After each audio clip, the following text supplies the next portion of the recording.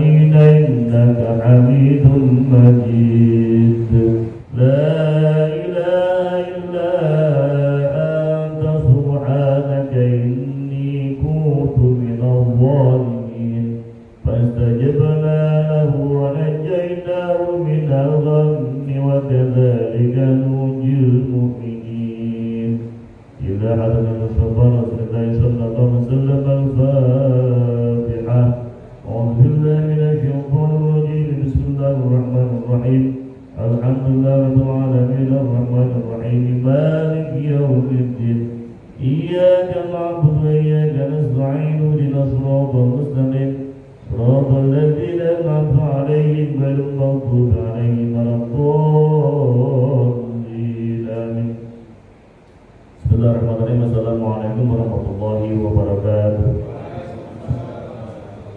Alhamdulillah rabbil alamin wassalatu wassalamu ala asyrafil anbiya'i wal mursalin sayyidina wa habibina wa syafi'ina wa maulana Muhammadin wa ala alihi wa ashabihi ajma'in. Qala subhanaka la ilma lana illa ma 'allamtana innaka antal alimul hakim. La haula wa la quwwata illa billahil 'aliyyil 'azim. Amma ba'du.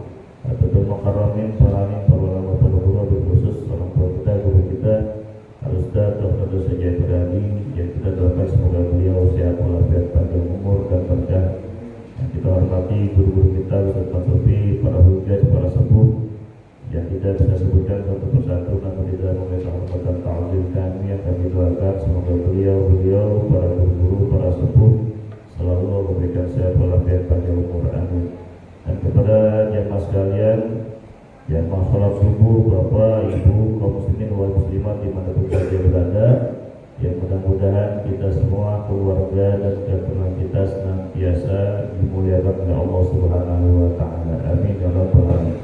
Puji dan syukur marilah senantiasa kita panjatkan kepada Allah Subhanahu wa Ta'ala atas limpahan rahmat dan karunia kepada kita semuanya. Alhamdulillah kita semuanya masih diberikan sehat walafiat lahir dan batin, bisa bangun subuh dan sholat subuh berjamaah yang mudah-mudahan tentunya semua amalnya ibadah kita ini senantiasa mendapatkan ridha Allah Subhanahu wa Ta'ala. Salawat dan salam kita kirimkan kepada Nabi Muhammad sallallahu alaihi wasallam, kepada keluarga beliau, sahabat dan mudah-mudahan kepada kita semuanya, mudah-mudahan kelak yaumul qiyamah kita akan mendapatkan husnul beliau. Amin ya rabbal alamin. Baik yang dirahmati Allah Subhanahu wa Ta'ala, kita kembali lanjutkan kajian kitab Ta'limul Muta'allim yang siang pagi hari ini sudah sampai di pasal tentang bagaimana caranya agar hafalan kita kuat dan bagaimana mengetahui sebab-sebab lupa. Kalau kemarin atau 2 minggu yang lalu kita sudah belajar tentang bab warok. Dalam belajar itu harus diperhatikan juga apa yang ia makan, apa yang ia pakai, karena semuanya itu akan berpengaruh terhadap cepat atau tidaknya ilmu atau manfaat atau tidaknya ilmu yang dipelajarinya. Tentunya kalau bicara apa yang kita makan, apa yang kita pakai, ini juga akan harus perhatikan kita juga dalam keseharian kita. Jangan sampai nanti dalam kehidupan kita yang masuk ke dalam perut kita itu harta-harta yang kagak jelas dari mana asalnya, harta yang haram, apalagi yang syubhat, yang ragu-ragu. Kalau bahasa sekarang syubhat itu abu-abu. Jadi kalau sekarang kan sudah dikemas sedemikian rupa, jadi bahasa syubhat atau haram itu dikemas biar gak kelihatan haramnya. Contohnya uang terima kasih, padahal mah suruh menyogok, tapi bahasanya uang terima kasih. Uang damai, padahal mah kemudian begitu dikemas sedemikian rupa. Ya. Jadi makanya kalau yang masuk ke dalam perut kita yang haram, nah Imam Ghazali itu berikan kajian beliau berikan gambaran begini: kalau yang masuk ke dalam perut kita ada yang dari harta yang haram,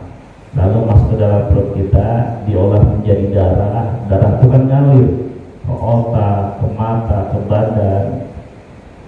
Kalau ada harta yang syubhat, yang bukan haknya, yang gak jelas, masuk ke dalam perut kita, diolah jadi darah ngalir kemana-mana, maka nanti akhirnya yang muncul itu, yang dipikirkan pasti haram, yang dilihat bawahnya pasti pengen dosa, yang pengen dipegang pasti maksiat terus. Karena begitu, karena awalnya dari haram.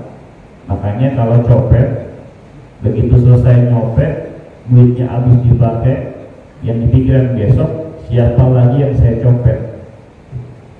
Orang korupsi, begitu korupsi selesai, yang dipikirkan besok siapa lagi, atau harta siapa lagi yang dikorupsi. Karena yang ia konsumsi dari harta-harta yang haram. Jadi ketika masuk ke dalam perut kita harta yang haram, maka yang dipikirkan semuanya pasti nanti yang haram semuanya. Makanya Bapak Ibu jamaah dirahmati Allah Subhanahu wa taala, termasuk juga dalam belajar seperti itu, harus diperhatikan apa yang masuk ke dalam perut kita. Jangan sampai naudzubillah, kita berlindung kepada Allah Subhanahu wa taala, jangan sampai masuk ke dalam perut kita, dalam keluarga kita, istri dan anak-anak kita, harta-harta yang tidak jelas hukumnya. Ya, karena itu sangat berpengaruh nantinya. Ya, naudzubillah. Bapak Ibu jamaah dirahmati Allah Subhanahu wa taala, oleh karena itu di dalam salat duha, doa duha itu ada.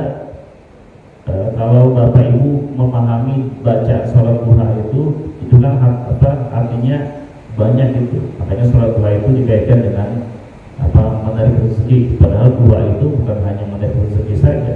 Karena memang arti doa sholat duha itu kaitannya banyak tentang rezeki. Kalau memang rezeki itu ada di langit turunin, ada di bumi munculin, ada di air keluarin, ada yang jauh deketin, ada yang dekat berkahi banyakin, ada yang banyak berkahi, yang sulit mudahin. Kalau ada yang haram, bersihin. Wa in kana haraman fatahhirhu. Ya Allah, kalau memang harta yang saya cari buat saya, istri dan anak-anak saya ada yang haram, fatahhirhu, tolong bersihin. Kita diajar begitu. Kalau harta itu ada yang nyampe ke tangan saya, jangan sampai pindah ke tempat yang lain. Kenapa? Karena ada aja orang yang julid, ada orang yang dengki. Kita beli AC, tetangga yang panas dingin. Kita beli motor, tetangga yang susah nafas. Nah, ada aja begitu. Karena orang dengki itu bukan cuma iri dengan harta yang didapatkan orang lain, tapi pengen harta orang lain itu nyampe ke dalam dirinya. Nah, itu orang kayak gitu. Pasti ada aja begitu. Jadi Bapak Ibu jangan dirahmati Allah Subhanahu wa taala, inilah pentingnya kita menjaga sifat warok atau hati-hati dalam mengkonsumsi makanan sehari-hari, termasuk juga dengan putra-putri kita.